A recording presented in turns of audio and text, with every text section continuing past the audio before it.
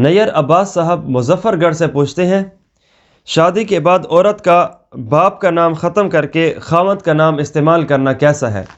جی یہ چیز ٹھیک ہے، یہ ایک مشہور سوال ہے، اسے ذرا سمجھنے کی کوشش کی جائے۔ جب لڑکی کی شادی نہیں ہوتی نا تو پوچھا جاتا ہے کہ یہ کس کی بیٹی ہے، تو جواب میں باپ کا نام لیا جاتا ہے، اور جب شادی ہو چکی ہوتی ہے تو اس وقت پوچھا جاتا ہے کہ یہ کس کی بیوی ہے، تو پھر اس کا جواب خاوند کا نام لگایا جاتا ہے۔ تو گویا یہ چیز کہ عورت کس کا نام استعمال کرے، جہاں باپ کا نام پوچھا جائے تو وہاں پہ باپ کا نام بتائے، جہاں خاوند کا نام پوچھا جائے تو وہاں پہ خاوند کا نام بتا دیا جائے۔ تو یہ چیز بری نہیں ہے۔ جس طرح ہم پوچھتے ہیں کہ تم کس کے بھائی ہو اور کس کے بیٹے ہو، تو بھائی کے وقت اپنے بڑے بھائی یا چھوٹے بھائی کا نام لیا جاتا ہے، اور بیٹے کے وقت اپنے ابو کا نام لیا جاتا ہے۔ تو سیم ایز یہاں پہ بھی یہی ہے کہ جب شادی ہو چکی ہے تو خاوند کا نام، اور اگر وہ پوچھے کہ خاوند کا نام کیا ہے تو خاوند کا نام بتایا جائے، اگلا پوچھنے والا ابو جان کا نام بتائے تو ابو کا نام لیا جائے۔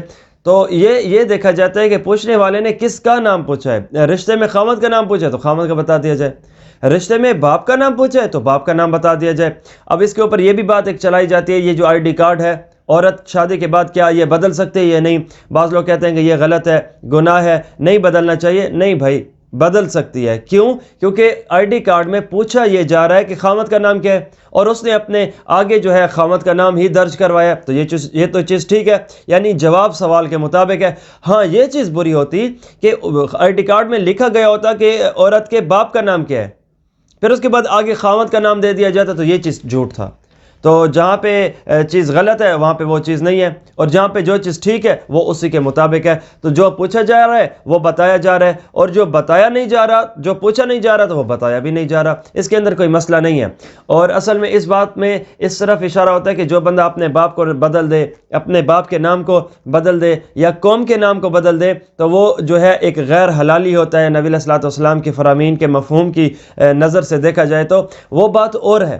وہ آقا علیہ الصلوۃ والسلام ارشاد فرما رہے ہیں، اس حدیث پاک کا مطلب یہ ہے کہ جب پوچھا باپ کا نام جائے، پھر اس کے بعد باپ کا نام بدلا جائے، یہ چیز بری ہے۔ اور آئی ڈی کارڈ میں عورت کا شادی کے بعد ایسا معاملہ نہیں ہوتا، بلکہ واضح ہی ہوتا ہے، نہ عورت اپنے باپ کا نام بدلتی ہے، نہ ہی شوہر کا نام بدلتی ہے۔ گویا کہ رشتے میں ایک اضافہ ہوا ہے تو وہ ایک اضافی نام لے لیا جاتا ہے۔ آئی ڈی کارڈ میں جہاں جہاں اگر پوچھا جا رہا ہے کہ والد کا نام کیا ہے تو وہاں پہ والد کا نام لکھا ہوتا ہے، اور جہاں جہاں پوچھا جا رہا ہے کہ اپنے اس کے خاوند کا نام کیا ہے تو وہاں پہ خاوند کا نام ہوتا ہے۔ تو گویا جو جس طرح کا پوچھا جا رہا ہے وہ اسی طرح کا جواب دیا جا رہا ہے، اس کے اندر کوئی برائی بالکل بھی نہیں۔